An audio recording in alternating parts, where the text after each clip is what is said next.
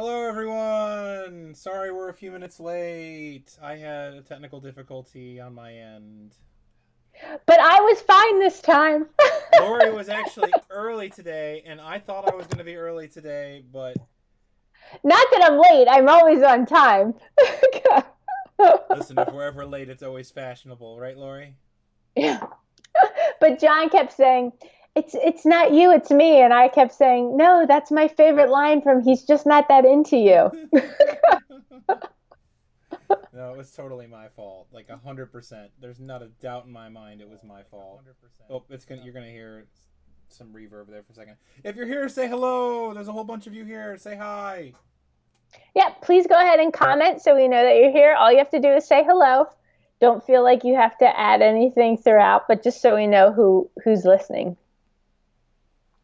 Hi, Zachariah. Good to virtually see you.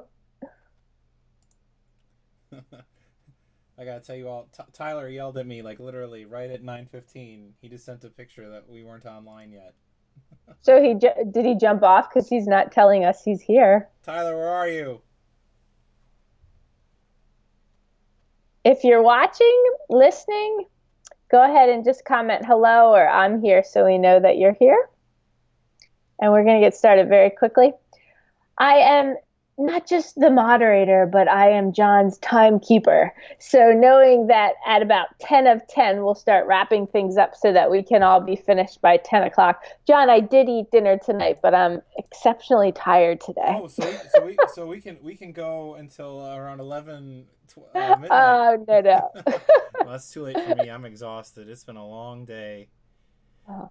For those of you that are just jumping on now to the live stream, go ahead and comment by saying hello or I'm here so we know that you're watching and listening. And John, whenever you're ready. All right, we're going to get started. So today's goal is we're going to work on this part going into 29. Now, if you could see here to the far right of your screen, I have done a little bit of writing here.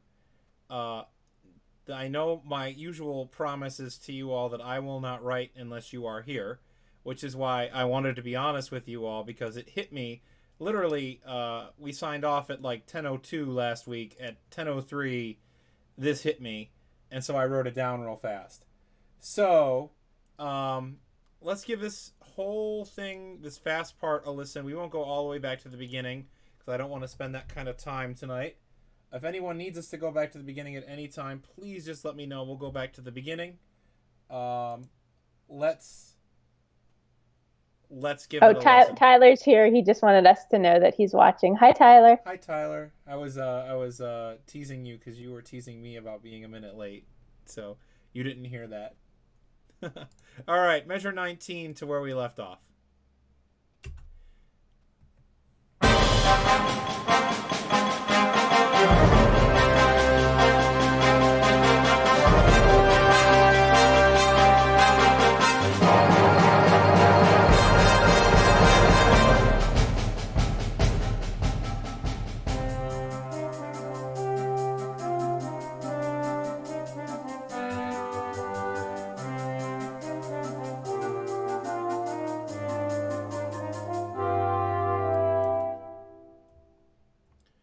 All right, so that's where we left off. Now, first things first, we need to fill in some of this because I noticed that we can't hear this, and there's easy solutions to that.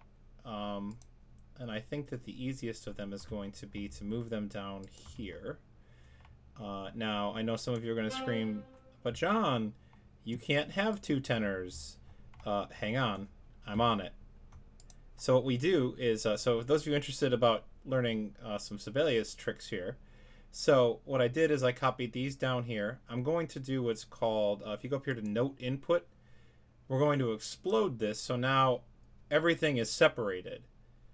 Now what I can do is I can take this and the alto part, select both of them, I hit Control C, I'll unselect the tenor part, and hit reduce, and as you can see where I put these A2 marks in, those parts are the same, meaning they're not different from the other one. Now what I'm going to do is I'm going to take this Barry sax part and I'm going to copy and paste it here into the tenor part. Now, before we go any further, I want to know if everybody is okay with this, because I did do that off the stream, and I want to make sure that everybody is okay with that before I leave it here as quasi set in stone. So, John, just to let you know, Kyle Green has signed in, so he said hello. And Hi, Zachary, Tyler, Kyle, let us know what you think about what John was mentioning. And Tyler asked, just curious, but why would the clarinet section be hard to hear against the singular French horn line? Are you changing it for color or volume? I really think the clarinet line would be heard with such. Well, here, I'll tell you what. Sparser. I'll tell you what. Let's listen to this, and then if we want to go back to the other one, we can. Tyler does bring up a good point, and as Tyler would say, you cannot judge how it'll sound in real life based on what the MIDI sounds. So he would be the first to point that out, and he's absolutely right. So let's give this a listen here from, I think this is 25. We'll give this a listen, and we will go into this. We'll see how we feel about this, if we do or do not like it, and then we can always go back to that clarinet thing. Here we go.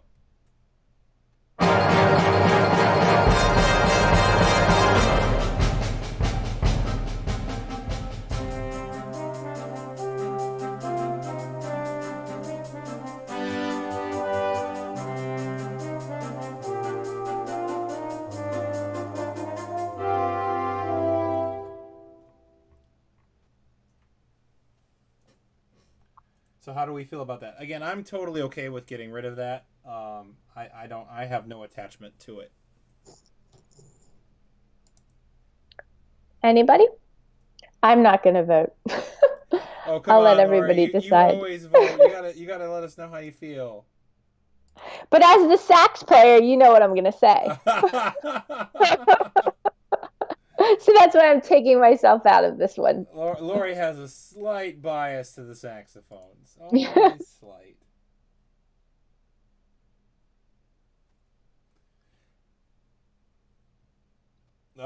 Kyle says he's debating. So, and Tyler says neither bugs me. I just don't think the volume is an issue the first way. Lori is right. The sax players would be happy to play. Oh.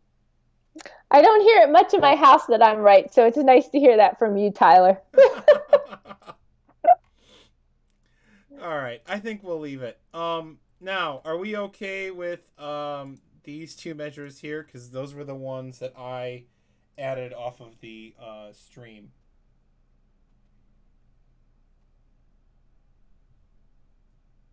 Are we okay with those?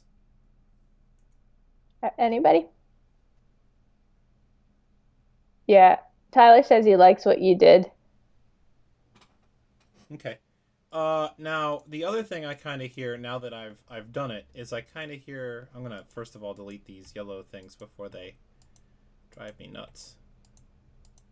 I don't know if I like this being whole notes and half notes. So what I'm going to try is using this rhythm here again, but here. Oopsie. As I always say, and as my kids will, my students will always say, when I make a mistake, I always say, I made a whoopsie. Oops, made another whoopsie. Okay, this can go there. This can go there. I don't know if we'll continue that here in this. All right, let's give this a shot here from 33 and see if we like this how it is. Oops. There we go.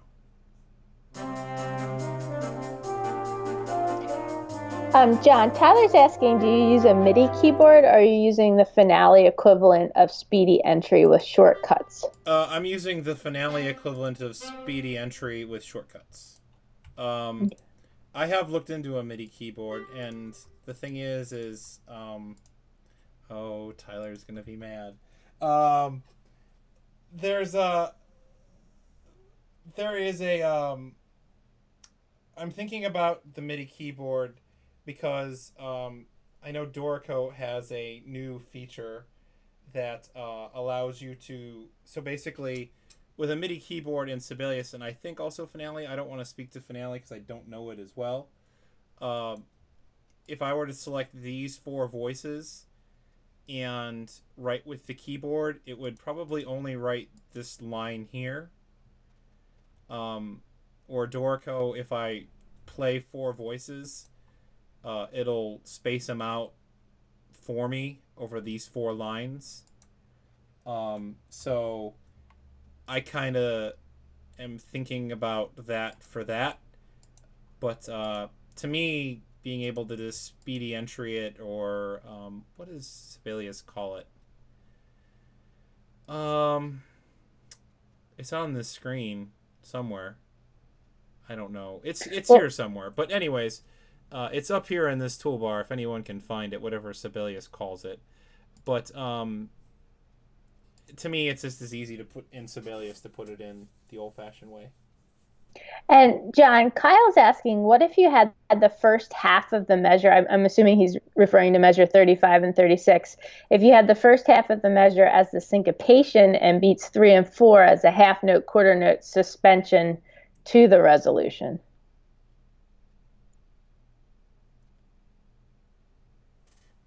Hang on, I'm trying to understand what Kyle's trying to say here. So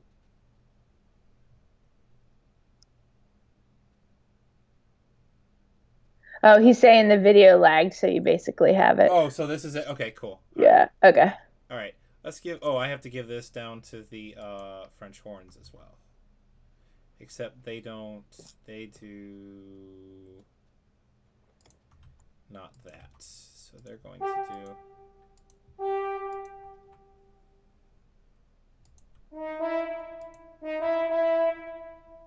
All right. Here we go. So let's give this a listen.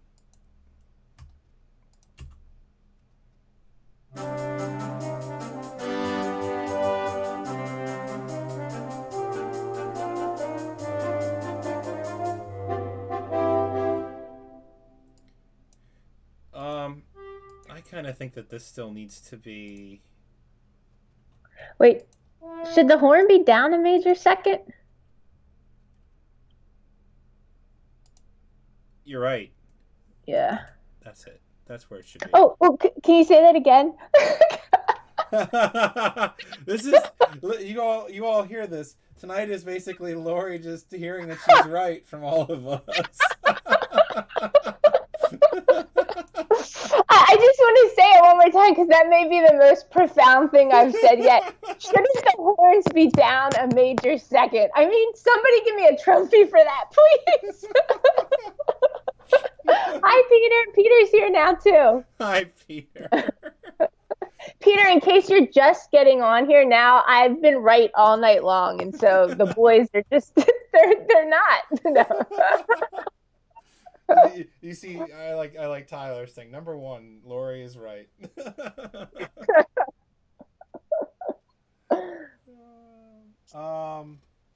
And then he's also saying, what about beat 4 of measure 36 resolving so we can lead to the tonic? Let's try it. Where's here? Let's try it. No.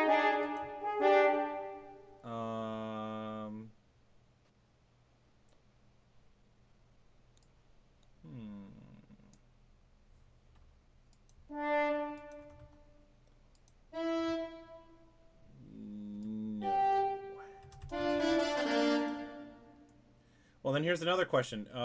So is this part going to be in a contrasting major-esque key? Are we going to keep it minor? Because, and the reason I asked that is I could hear... Hang on, I want to make sure I get this right.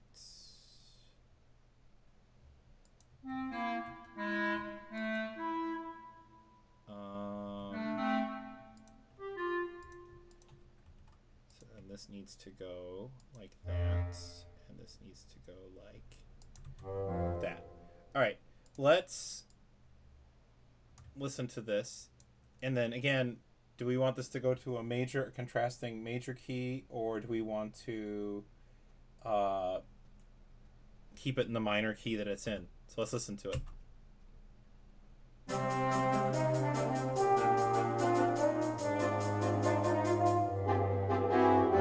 Ooh, something is not right there. What did I mess up? Ooh.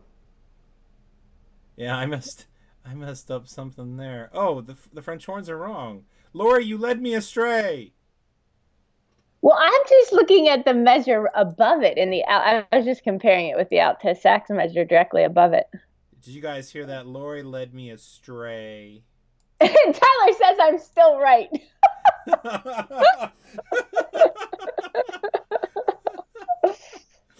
There you have it. There you have it. All right, bye, Kyle. Thanks for popping in. Kyle's just letting us know that he's on his way. Thank you so much for joining us. I'm glad you were able to make it. Have a good night, Kyle. By the way, Kyle, don't leave yet. Before I forget, because I do this for all the composers and all the people that I see in the stream that I know, musicians. Kyle Green, very talented composer. Robert W. Smith just put out, he and Peter has some music coming out with Robert W. Smith next year on their SoundCloud. Check it out. Both very talented composers. So, just wanted to make sure I said all that before I forgot. All right, here we go. Measure 33.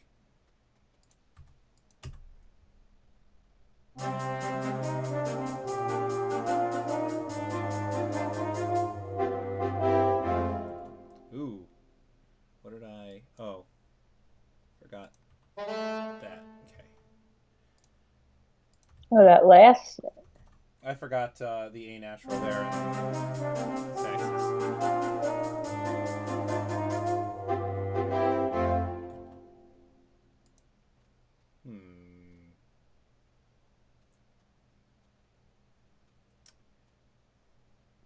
I don't know about this.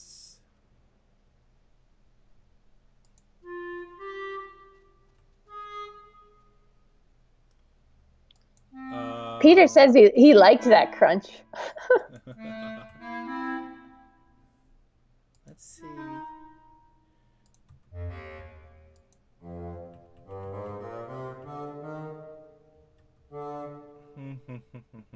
Let's try this. I'll tell you what, sometimes I'll do this too. I'll just, because instead of changing all those voices, I'll just change ones that I'm kind of experimenting with and use them as a template. And then if I like what I do, I'll copy and paste it down beneath it. So here, let's see from here to here.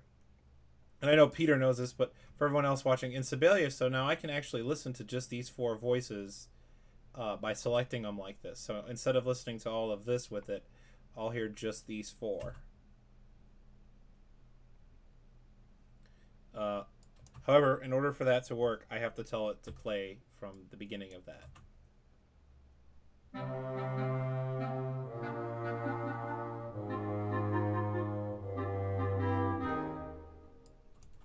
I kind of like that. I don't know if I'm exactly sold on that.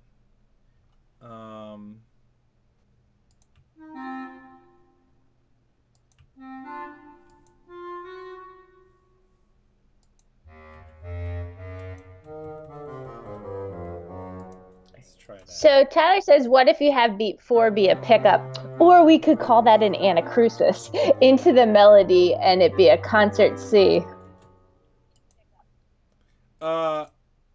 Concert C. Let's try it. He says no need for the chord. Oh, just okay.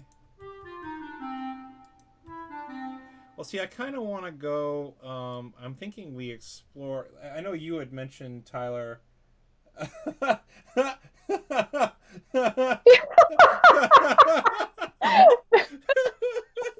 don't use fancy terms, Tyler. I just use proper musical vocabulary. Oh. Anybody who can spell anacrusis gets the win for tonight. No. There you go. There you have it. All right. Let's take a. So my what I'm thinking, and you guys have to tell me how you feel about it. I'm thinking, as Tyler said, we ventured to 4 here, but a major 4, which would be G. Oh, I guess concert C would set us up for that. Because then we could go like that. And let's just use this just for reference. This isn't going to be how we put that. But let's just listen to this here and see how we feel about it.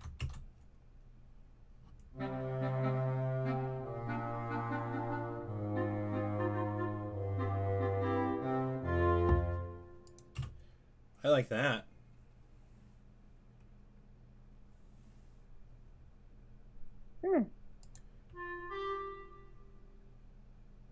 We could also go to 5.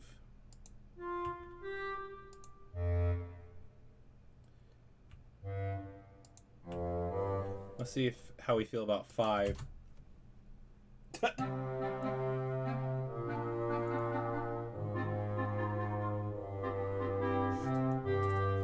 Now we're gonna go to 4. I like Tyler's original suggestion to go to 4. I was not a fan of 5. So we're feeling okay with that. So we need a contrasting B theme here. So do we leave it in the woodwinds? Obviously we need to start adding some instruments here. Or do we contrast it and make this brass? What are we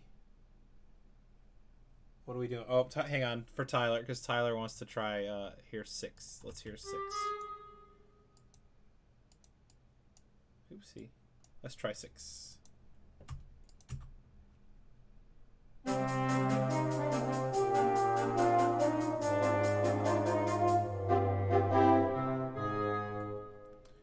Six is okay, but 6 sounds like we're gonna keep the. I mean, I guess 6, we can live with 6, but again, this all comes back to, are we keeping the minor angle or do we want to do major? Because I'm thinking if we go to 4, we take kind of a more major tone here.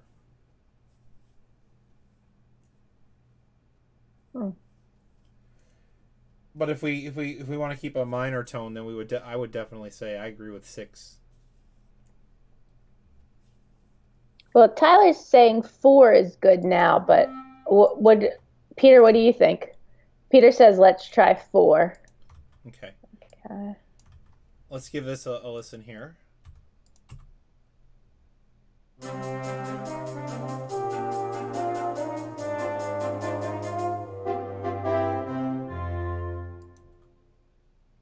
And so what I'm thinking here, so just to give everyone kind of just a, and again, this probably won't be voiced like this, but just so everyone can hear what it sounds like.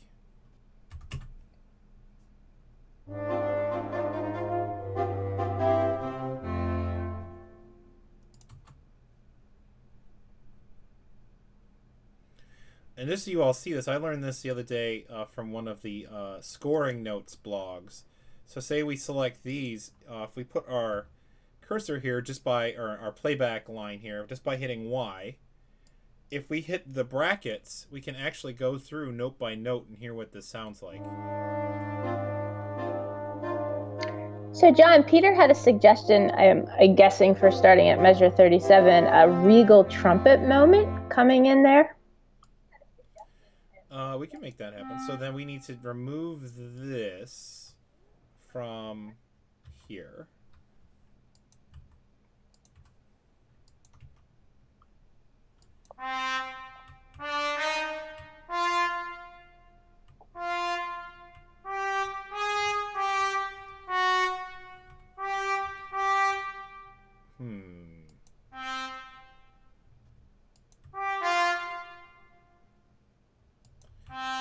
kind of a bizarre idea. This probably doesn't make any sense, but I do want to try this. What dynamic are we at? Mezzo piano. So we can crescendo this to mezzo forte, and then what we can do as well is crescendo from here to there to get to mezzo forte, so they can leave off there. And while you're doing this, John, both Tyler and Peter are suggesting drag triplets here to expand it. Oopsie, I'm typing in the wrong dynamic. I like that. I like that. Okay, I need to delete these. Oh, I need these dynamics.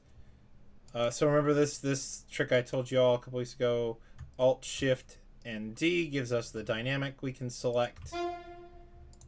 I want this here. Alt, Shift, and D. Come back down here. Alt, Shift, and D. That's kind of my little trick to make sure that everything stays in line and stays uniform. I select dynamics I've done already so that they stay closely, they look close to what they should. All right, let's give this a listen.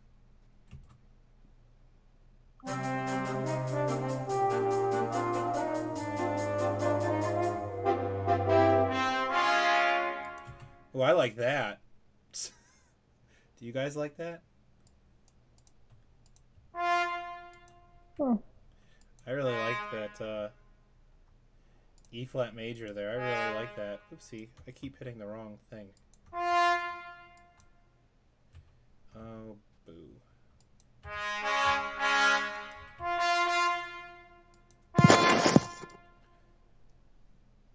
Not drag it so first. Yeah, he's suggesting a half note first, then the drag triplets. Okay. Do we like that E flat major there? Do we like that? What do you think, everybody? I'm a really big fan of that. It's actually not E flat. It's technically D flat, I think. Tyler likes it. Okay. Zachariah, are you still here? Do you like it?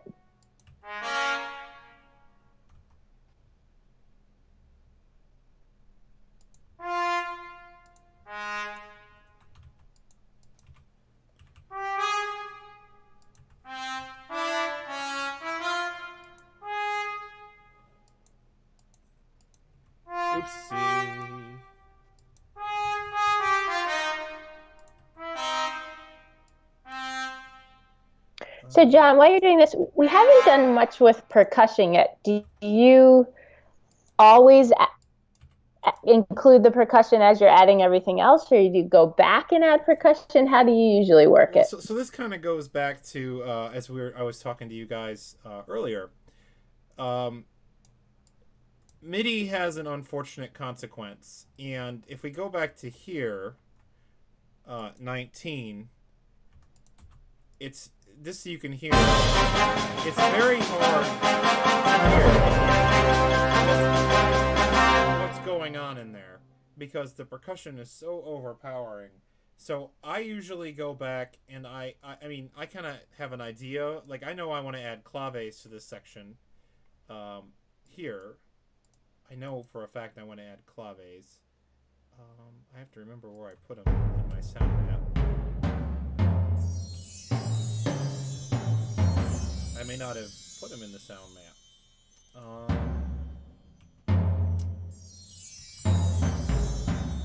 Let's put them on A for now. We'll put claves in here because I know that like soft things I'll put them in, or the hi-hat I know I want to put in because I know that they're not going to be loud. But like snare drum, bass drum, cymbals, they're going to make it really hard to hear, especially when I'm still trying to figure things out, if that makes sense.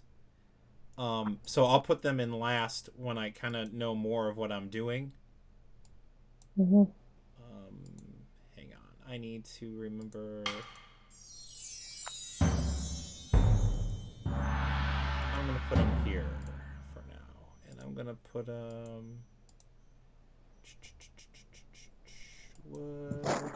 claves. Okay. So, then we just do. Oops. We're not going to do that. We're going to do this because it's simpler. And then we are going to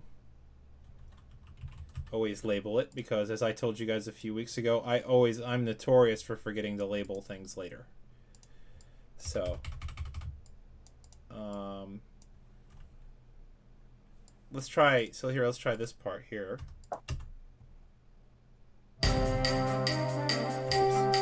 And I did the one mistake I warned you all about. I didn't set this dynamic to do both voices here. So here we go.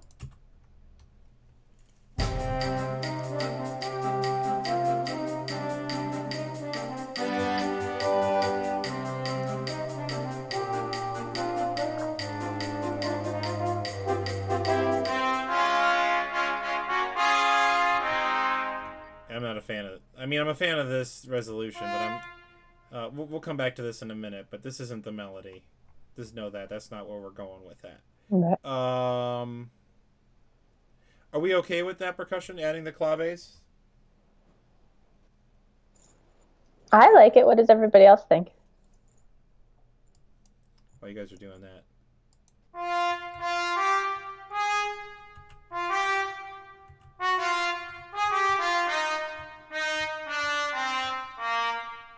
So just to keep an eye on time, it's about 10 of 10.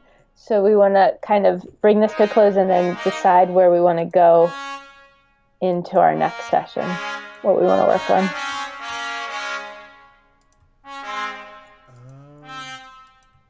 That went fast tonight, John. It did. We did.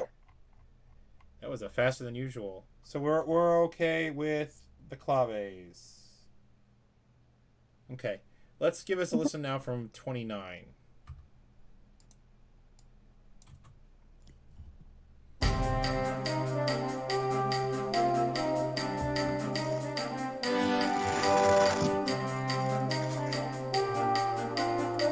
Actually, I kind of hear this. Now, I hear this on a marching snare drum here, which is not something we're going to put in here.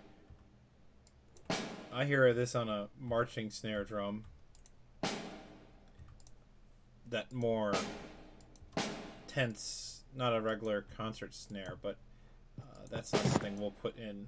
So here, like that.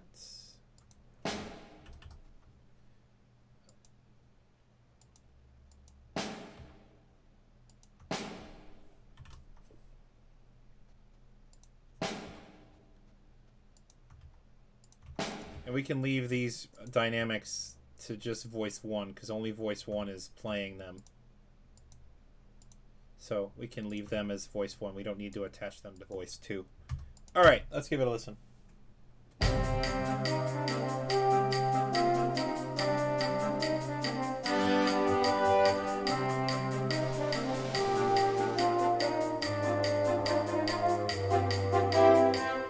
actually think this needs to happen a measure earlier.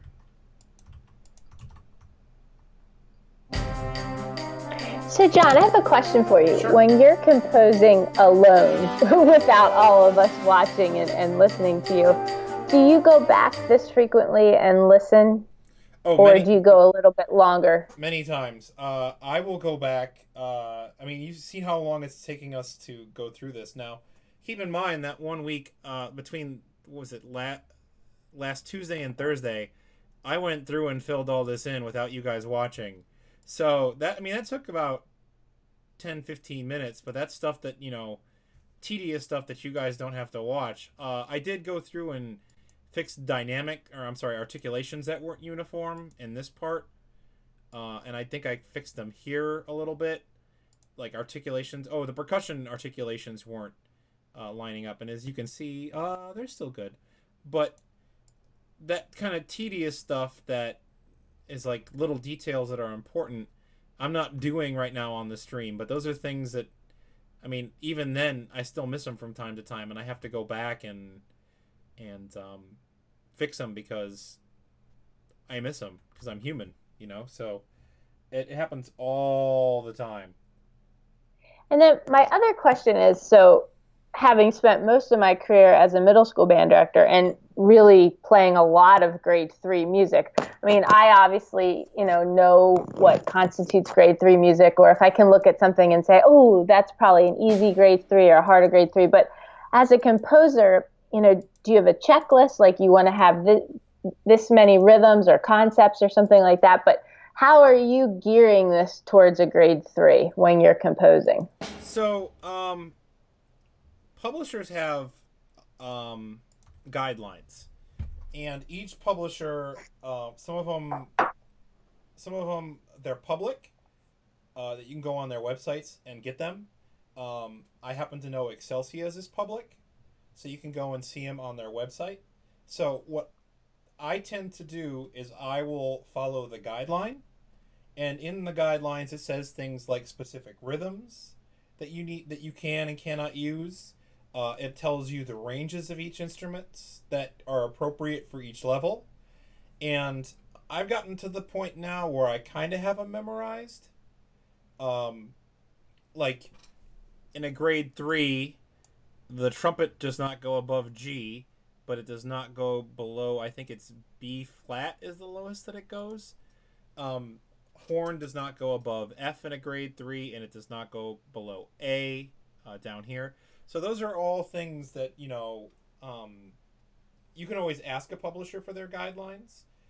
Like I said, I happen to know Excelsius is public, so you can always go to their website and download it. But those are kind of how I do it. Now, on top of that, and I think this is the heart of the question of what you're trying to ask, Lori.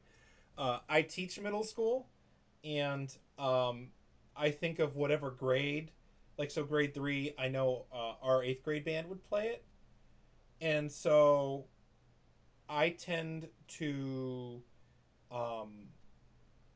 think of, could my 8th graders do that, or um, is this appropriate for the level that my 8th graders are at right now, if that makes sense. I always try to think, could my kids do what I'm demanding here.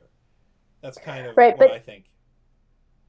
for this particular project, you said we're going to compose a grade 3 piece. If you're composing something on your own, do you always have the grade level in mind before you start writing, or do you start writing and then the grade level sort of emerges? uh to be honest, both of them Okay, happen. interesting. um Sometimes I go into it, like, so for example, if I'm commissioned, the commissioning party will say, my group can play a grade 3. um Make it a grade 3, this amount of minutes, and then I will try to follow the guidelines based on that. Now, if I'm writing it for me, I'm going to write it at this grade level, but at the same time, um, I'll say, okay, I'm going to write a grade 1, and 10 minutes later, I'm like, all right, well, this is a grade 5 now. So, like, it just depends. It truly depends on where you are in the process, and it truly depends on what's happening in the writing. Peter mentions that he's constantly changing grade level midway. So, Peter, my question to you is, do you find that you're lowering your grade level or you're raising your grade level when you change? Let's see what he says. While you're doing that, I'm gonna try to figure out the snare drum thing here because it's really bugging me. Okay. Oh, Peter says he's more so raising the grade level. Yeah, I mean that's because it's very easy, and I hate to speak for the other composers here and everyone else. It's very I would say most composers would tell you, and this is my opinion. I guess I shouldn't say most. It's easier to write difficult music because the more difficult you get, or the more difficult the piece is getting, the less guidelines you have. The easier the piece is, the more kind of in a box you are. Creatively, technically, everything. You have so, like, because you have to keep in mind, and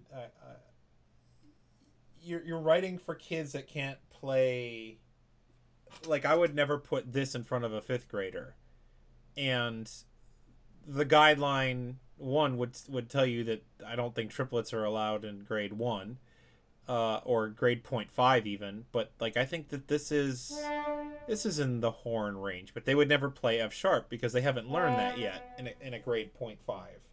In fact, I don't even know. Maybe grade 1 they may, but those are all things that you have to think about.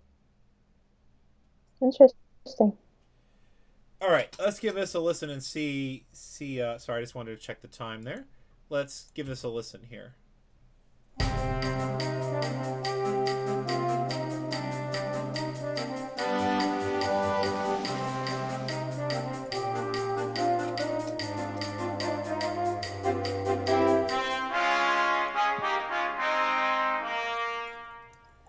I do like this. Why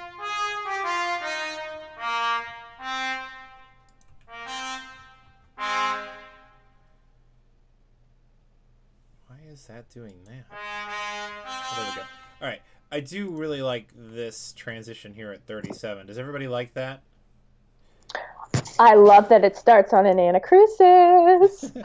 You know, I have a colleague. He likes to. He always says, "What's that called? Not a pickup." So he constantly, he's like so proud of that. All right, we're gonna leave that alone. All right, so let's move into this part here, and let's give this a listen now one more time, going into it right here.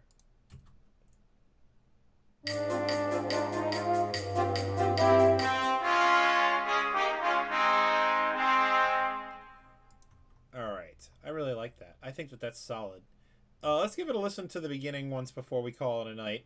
But just real quick, and I'm sure that the composers that are here can attest to this. Oh, and to go off of what we were talking about earlier, Lori, I see Tyler just chimed in with, and this is absolutely correct.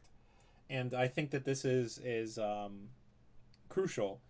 And I know I've had this conversation with a lot of composers. Guidelines are not set in stone, and you know, there's a lot of that it's considered. That's why they're guidelines. What that from that one movie that I will not say its name for copyright reasons, but they're just guidelines. They aren't rules. They're guidelines. So you know, you can always. It really just depends, and as Tyler says, it depends on the context of what's going on when it happens. All right, but also, so I was going to say this too. So from a composing standpoint, you see, we've really been focusing on this section here. I mean, this is, I mean, if you want to look at, basically, this is where we focus most of our time in 45 minutes, and we added this in 45 minutes. So we really haven't been moving forward, and that's, at least in my composing, I find that I like to get an idea down and then I tweak it. And in this case, I got my idea down and then I just really tweak until it's perfect. Like here, I don't know if this idea is going to be it, but this is a good starting point for us to tweak when we get closer to it. So, and then, you know, we have to figure out what we're going to do with the bass line, what we're going to do with the horns, or they're going to have a counter melody. That's all stuff for later. But anyways, food for thought. I mean, next week, I think we're at a good stopping point with this. I think this is done. I'm sorry, I meant to highlight that. I think this is done. I don't think we need to work on this anymore. I would call this completed. This is where we will focus next week. And that being said, all I have left on tonight's agenda is we are going to listen to the piece from the beginning to where we just left off, and then we will call it a night. Excellent.